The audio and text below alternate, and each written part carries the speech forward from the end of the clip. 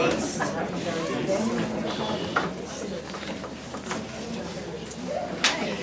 have a motion to come back into public?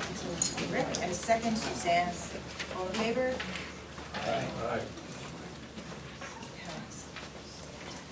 Agenda questions. Please limit your questions at this time to resolutions under new business on the agenda. As a matter of fairness, you are asked to limit your questions to no more than one, and your remarks to no longer than 3 minutes. If you are here representing the group, please identify yourself, the group, and your position in the group. If you are here as an individual, please give us your name and address. This section of public participation will be limited to 15 minutes.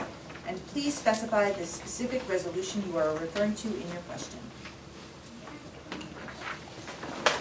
Leslie Conoco, 117 Rutherford Road. I was curious about the transgender policy and how it's being approached. It's one of the new items on the agenda since we don't see any information that backs up what that policy is about and the board's approach to it. There have been a lot of districts throughout the country actually who are beginning to look at transgender policies. Mm-hmm. And although not mandated, it's an optional policy for the board to consider for any transgender student or students. I provided the board an explanation from our policy company, Strauss Esme, to let them know it was written by the policy company to make sure that it is in line with all the laws that need to be there. But prior to that, Dennis and Lisa Rizzo have spent time discussing it with principals to make sure that what's in the policy can be instituted. You know, the intent for policies is protection of the district and protection of students. We are on the first reading tonight. We believe it is an important component for any student in our district who may need that sensitivity on us. So there's been a lot of preparation in the background, information provided to the board, and that will continue with administrators as we move forward. Okay, so there'll be no going through what the parameters of it are or its structure tonight? Will that be approached tonight? Just, it is a sensitive, very sensitive subject. There's no doubt about it. It's a subject What I that can has do is I can provide you a copy of what it great. looks like. At this point, again, it's first reading, so it's not in place. Nothing goes into place until second reading. Mhm. But I can certainly do that. Thank you. If you would like, sure. Okay. Yes. Hi, Nancy Mertz, 55 Winding Trail in Mahwah, and I'm also the school nurse at George Washington School. I had a question. In June, the board voted to put $850,000. If I may, Yeah. if this is not on a specific resolution, there is plenty of time for that at the Oh, end sorry. of the meeting. So I just it's want to not- make sure that everybody has an opportunity. Okay, But so this is not absolutely- new. Yeah, at the end of the Okay. meeting would be open, and you can Great. discuss anything, but I prefer you. resolutions on new business right Okay. now. Thank you. Chris Dorsa, President, MEA. I was wondering if the questions for the money go under the financial report. I'm not sure I understand the Well, question. we had some questions about the capital fund, Oh, and okay. it's got capital outlay there on the 12th. Okay, if it's about a specific resolution, absolutely. If it's just on an update, then it would be best to wait till the end of at the end, you can ask it at that point. So if it's on a specific resolution, you're welcome to ask. So he's asking us if the resolution here is referring to the money that Oh, okay. Okay, then, yeah, then it should be, okay, yep, okay. That's great, thank you. In June, the board voted to put $850,000 into the capital reserve. I was just wondering where that money came from.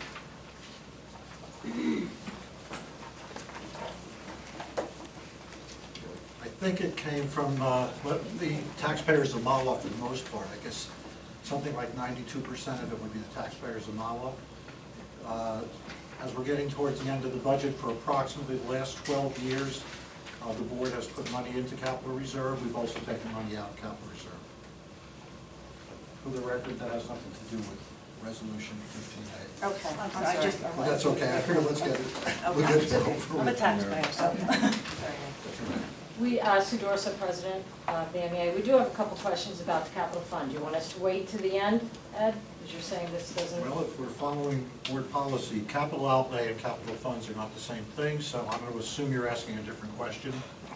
About the capital funds? Yeah, I'll make an assumption. Okay, so wait to the end? So, Yes. Mayor, Bill Howe from the Mahwah Education Association. I'm wondering if you could tell us how much capital was appropriated this year, because I know there was a significant amount in reserve, so if you could tell us, based on the financial budget, how much was appropriated. I know there was a number of roofs that went in and some parking lots and some other things. I wonder if you could give us that number. Because that would be directly to what Ed is talking about. I know that this is unclear, and I don't mean to put anyone off at any, and I want you to have all the information that you're asking. But I think it doesn't specifically pertain to the resolution as it is written. So if you hold it to the end, we'll get to it, okay?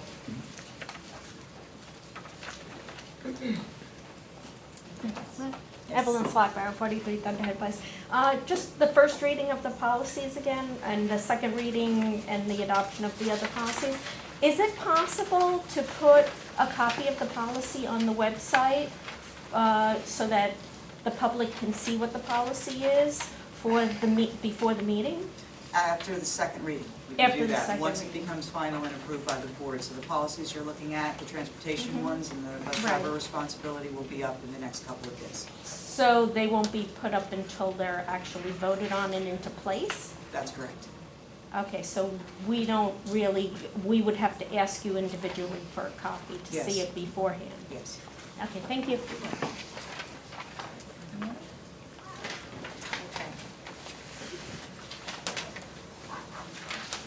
All right, superintendent's report? Yes, good evening, everyone. Good evening, good evening.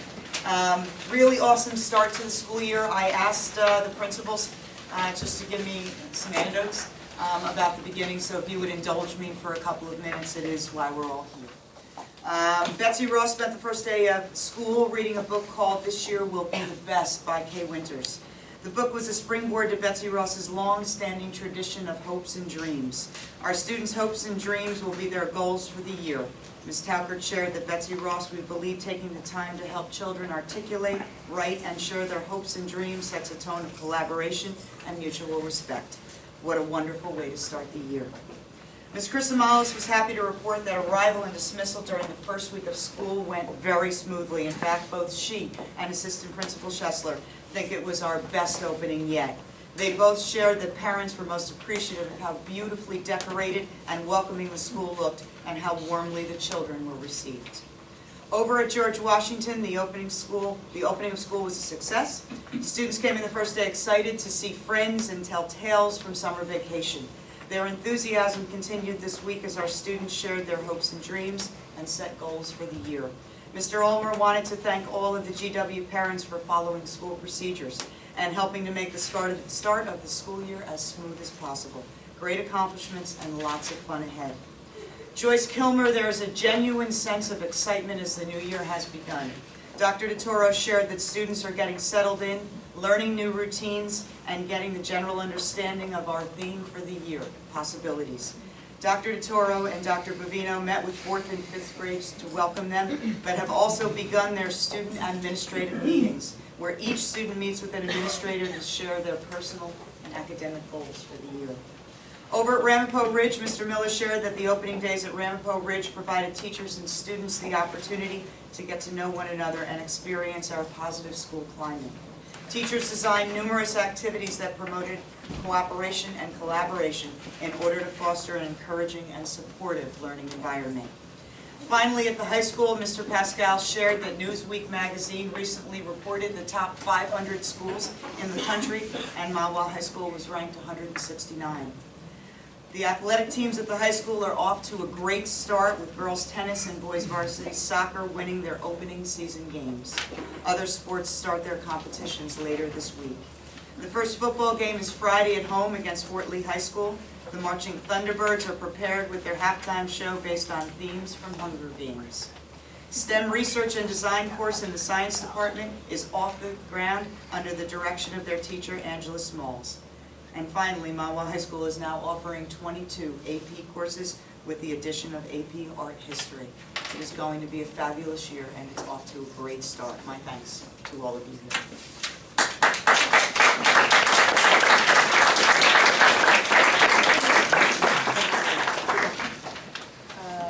Status reports?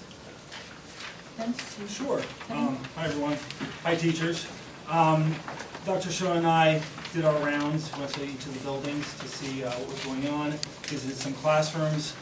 Things are off to a great start. So as Dr. Shaw articulated, we have a STEM program going on at the high school. Our digital media program is booming. I know the student government has just started the morning announcement with our new leadership. Those of you in the high school, it was pretty awesome. I know we have new green rooms, and the digital media program is also growing. And I'll just continue reporting as the supervisors continue to report regarding new elective courses and anything else curricular. That's it. Thank you. All right, finance and facilities, do you want to? Okay. All right, I heard that your back to school was wonderful. I heard great reports. I heard it was, the opening went very, very well, and I'm very, very happy. I wish you all a wonderful year. You guys are wonderful, and I just want to say thank you for a smooth opening. Thank you very much. Okay. Oh, I did want to also mention that we are going to be canceling the October 7th meeting, and our next, so we will be meeting on October 21st. As well as September 30th. As well as September 30th. And that's it. Okay, board committee reports? Committee reports? Policy committee for on 15I, we have first reading of updates for policies on administration of medication, how to handle do not resuscitate orders, screening for dyslexia and transgender students, and our second reading and adoption of 3 transportation related policies. Thank you. Any other reports? We're all good? Okay. Board member remarks. All right, thank you. All right, old business. Minutes. Do I have a motion? John Dolan, and a second for De Silva. Discussion, all in favor? No, you're roll call. I don't know why I always mess that up. 14A, Mr. Denise. I should just, every time. Ed, I need to make a correction on that. Okay. I abstained from approving the prior meeting's minutes because I didn't think I attended that meeting, but I was at that meeting. So I could actually vote yes on approving those minutes. That was on the last agenda, Jen? Yeah. Okay. Let me just, So I abstained from approving the July 15th meeting. okay, so you did not approve it, or you abstained, or you did? I He abstained abstained. because I thought that I was not at the June 24th meeting. Gotcha.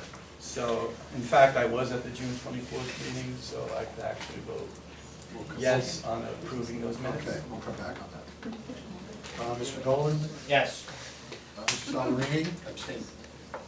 Mrs. Barron? Yes. Mrs. Curry? Abstain. Mr. D'Angelo? Abstaining. Mr. De Silva? Yes. And Mrs. Davis? Yes. Okay, new business, other, I'd like to take resolutions A through M. And can we have a moment, I need a motion.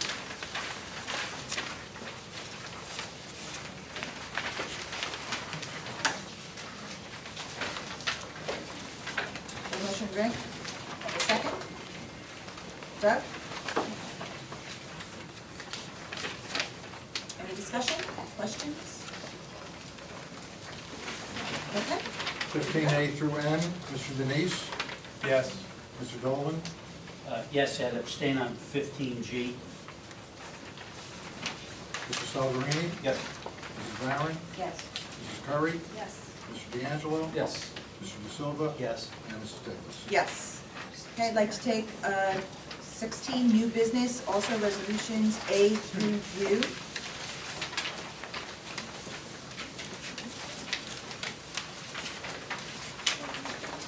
And if I may have a motion, please, Doug, and a second, John Dolan. Any discussion, questions?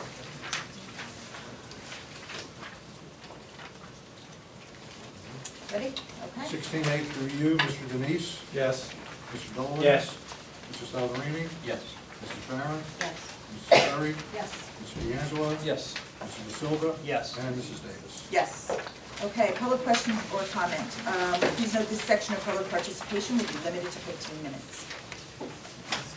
Hi, Sue Dorso, President of the MEA. When Mrs. Mertz said the other day, a few minutes ago, the 800,000, in July, 1,350,000 was transferred. Where did that other 500,000 come from? As we're closing the year down, we wanted to establish that we were going to be adding to the capital reserve fund, but I want to see how things are going as we're still paying bills, we're still closing down things, we're still making sure everything is lined up. So as the year went on, it was easier to feel comfortable with being, over that million mark. I'm sorry, as far as I understood it, the title in June was called excess, exceeding revenue and unused appropriations. So I'm wondering if you could tell us where most of that money came from. The June money of $850,000, it said that it was excess revenue and underused appropriations. So I wonder if you could tell us where that might have come from, what line items where most of that money come from. I think that's a tough one to answer, because I think if you went over the budget, you could see, for instance, utilities would probably make up a chunk of it, because utilities are always hard to predict. Salaries will depend on the areas. Off the top of my head, it's hard to know what would be in there in terms of salaries. Again, I look at a $65 million budget, and I'm looking, saying I'm ending up with some money left over, which I think is a good thing. And that money can then be used for, when you walk into Betsy Ross or GW for back-to-school night, hopefully it'll be working. It is. It'll be comfortable air-conditioned rooms for a change instead of the hot ones. The roof at JK. To answer your question from before, Bill, off the top of my head, and give me some latitude for a little bit off, about $1 million was taken out of, probably a little more, out of capital reserve for the projects that went on this summer, going on. I'm sorry, not the money taken out of the capital reserves, but the money that was put into the capital reserves. That's what we're trying to find out. Oh, okay. Well, yeah, because I understand that it has its expenses to go with the building. We recognize that. Yeah, just trying to figure out the money. Out of, like any budget, at $65 million, there's going to be money left over. One would hope, if you've done a good job in budgeting. And this board, I think, is usually approved of sound budgets. So the answer is, again, if you look at the approximately 250 line items, they come from all over the place. Thank you. Lori Bregman over at Betsy Ross School. So what is the current balance then, or the size of the capital reserve now? I think it's about $6 million.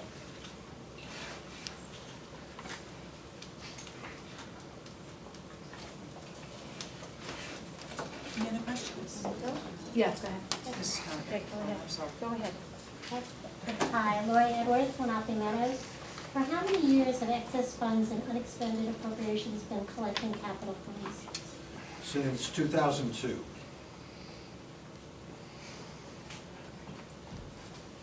Leslie Conoco. I had a question about what I could not find as a written policy in the parent-student handbook with regards to water bottles in the high school, particularly where student athletes are concerned.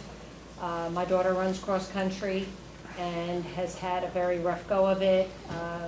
We learned after the fact that you need a doctor's note in order to drink water from a water bottle in the high school. And when these kids, that's one sport that they're going.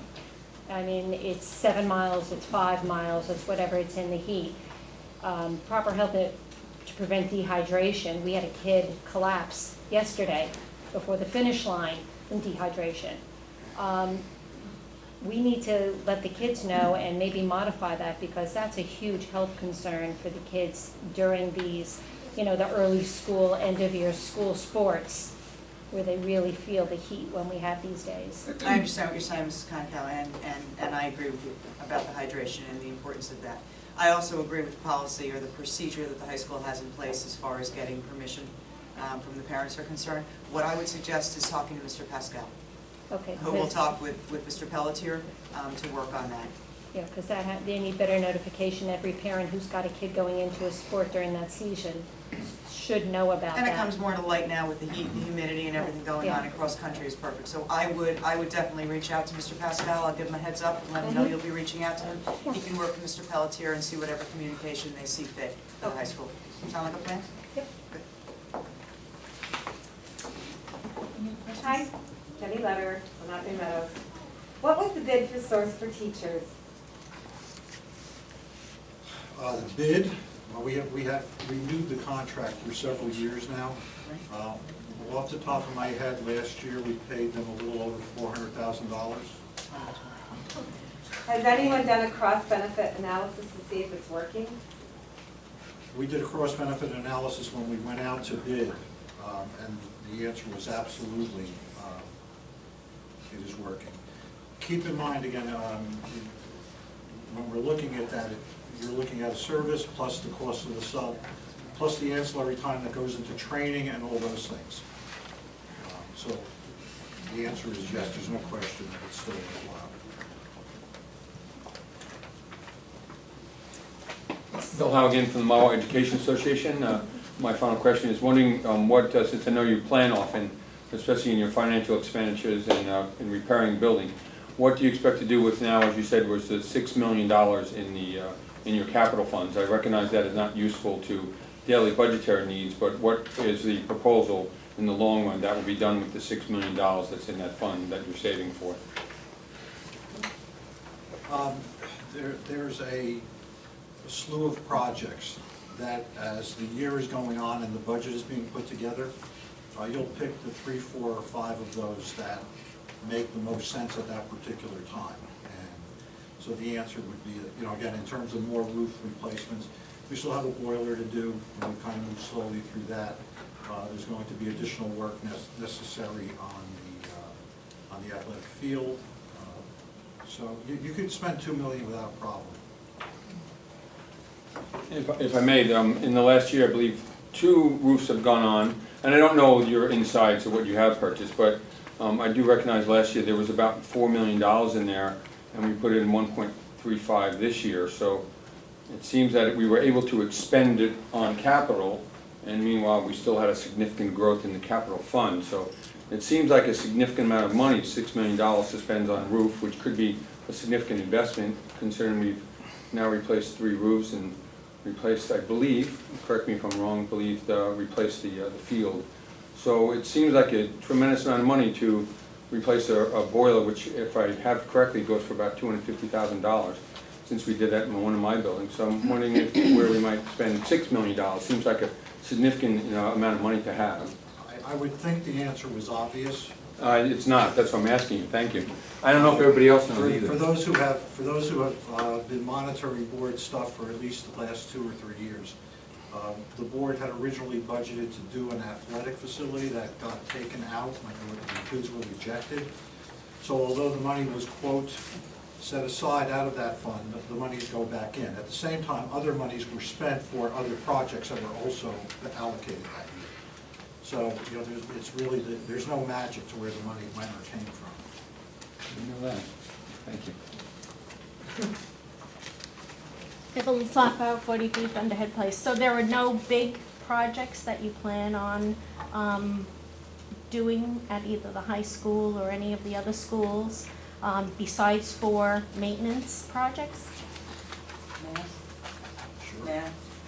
There are, as Ed had talked about, projects that we're going to be looking into as far as maintenance of the building are concerned and the boiler. But we do have a Finance and Facilities Committee of the board that has not met yet for the 15-16 school year. So in answer to your question, there's nothing that's on the chopping block at this point. It's certainly a discussion with the Facilities Committee and then a recommendation to the board. So we don't have anything at this point other than those maintenance things that we're going to have to take. Okay. I also noticed on some other schools' websites, they actually have the minutes of the meetings, of the committee meetings on their website, so people can look and keep track of what's going on with those committees. It would be nice if we could do that also now with the great new website that you guys are working on. It is a great new website, so let me start with the last first. It is a great new website.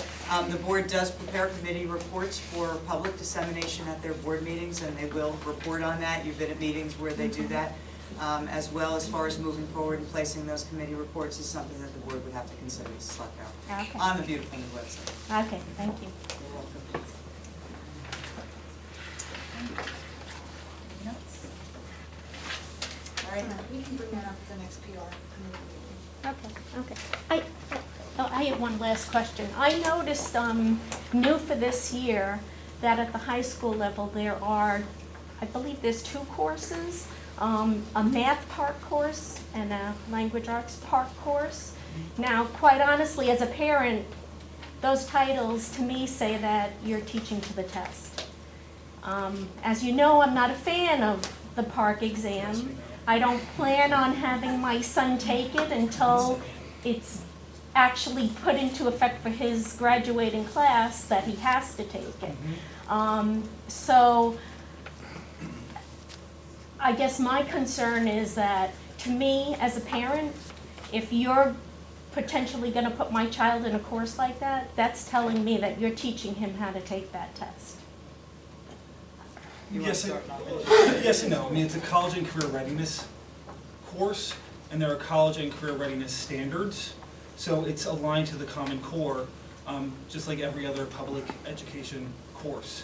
So, I mean, the students are working on all the skills related to the Common Core, which the PARCC just happens to test.